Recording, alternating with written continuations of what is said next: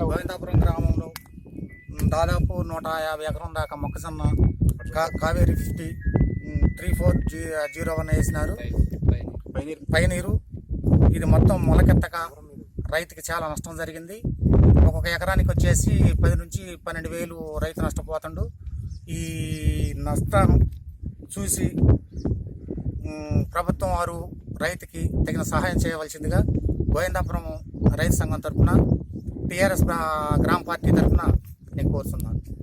జిల్లా అలాగే ఖమ్మం జిల్లా బోనకల్ మండలంలోని గోవిందాపురంలో దాదాపు రైతులు ఇక్కడ మొక్కజొన్న సాగు చేస్తున్నారు. ఈ సాగులో భాగంగా పైనీరు కంపెనీ చెందిన 3401 విత్తనాన్ని మరియు కావేరి 50ని రైతులు మంచి తొలకర దశలోనే మంచి వర్షంతోనే సాగు మొదలుపెట్టారు, విత్తనం వేశారు. కానీ ఈవాడికి దాదాపు 15 రోజులు అయినప్పుడు కూడా విత్తనం అనేది భూమి నుంచి బయటకు రావట్లేదు. వచ్చిన విత్తనం కూడా అది వచ్చి ముడుచుకొని నాసిరకంగా ఉంటుంది. దీనివల్ల ఇక్కడ రైతులు తీవ్రంగా నష్టపోయే అవకాశం ఉంది. ప్రభుత్వం ఇప్పటి నుంచో ప్రచారం చేస్తున్నప్పుడు కూడా కంపెనీలు బాధ్యతారహితంగా ఉంటున్నాయి.